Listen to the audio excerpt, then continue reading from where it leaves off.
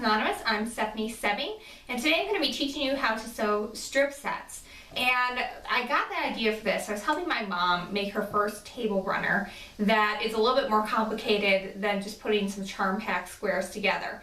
And the instructions told her to make 4-patch units by cutting a bunch of tiny little squares and then sewing all those tiny little squares together to make rows of 2, and then sewing all those rows of 2 together to make your 4-patch.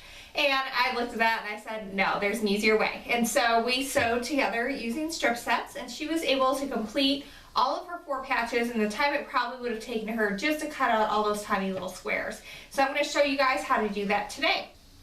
So when you're doing this and you come across instructions that tell you to cut all those tiny little squares, what you want to do is the instructions will tell you to cut strips. In this case I have 2.5 inch by width of fabric, and then they'll tell you to cut all those strips into squares. Well, you want to stop where it says cut it into strips, because we're going to sew them together and then cut them apart, and it's going to save a lot of time.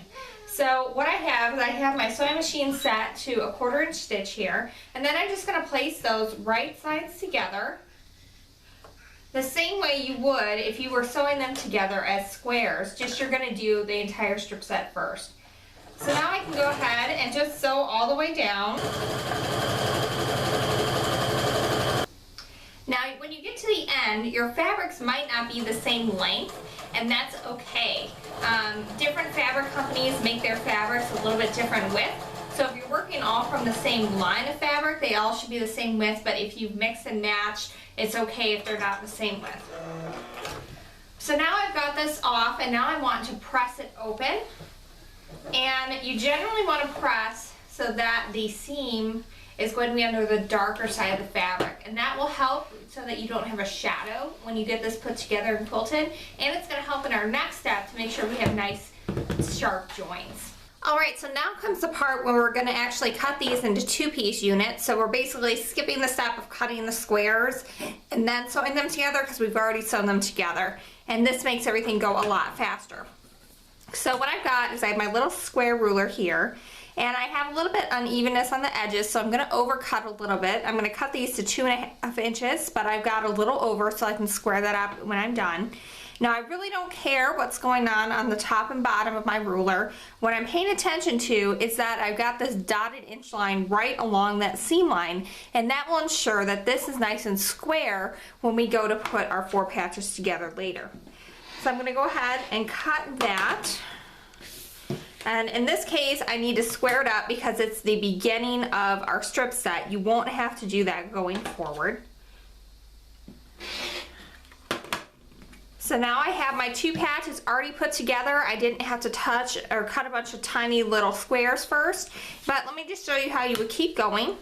You would just line that up again.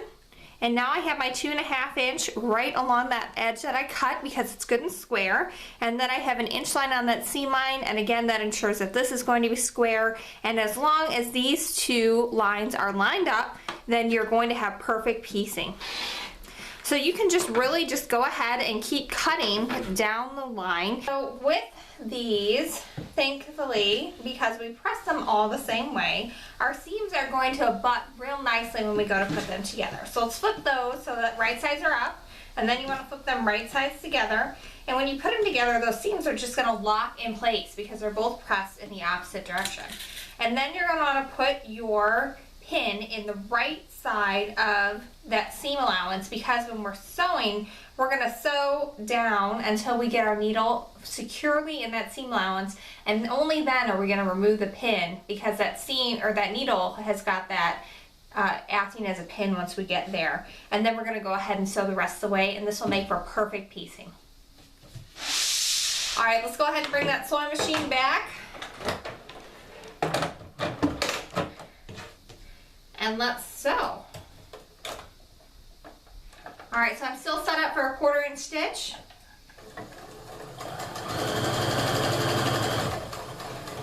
So I've got to that seam line, I've got that needle securely in there, and now I'm going to go ahead and sew the rest of the way.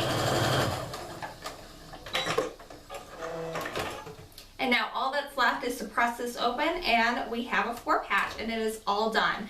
And it was super fast, super simple, a lot easier than cutting a bunch of teeny tiny little squares, especially when you have a lot of them to make. Now, you can use this for more than just a 4-patch. It can be used really easily for a 9-patch unit. I've used this up to a 36-patch unit, which is 6 rows of 6. So you can do that as well, as long as you press all your seams in one row, like to the right, and the second row to the left. You can easily do this. And you can, once you get good enough, you don't even have to use pins, because if you press your rows in the opposite directions, you can just kind of line it up as you go. Saves a ton of time and makes those patterns a lot easier that have a bunch of small little shapes. I hope you've enjoyed this tutorial. If you have, make sure you go to quiltaddictsanonymous.com and click on the tutorial section to see lots of other quilting tips and tricks. And happy quilting!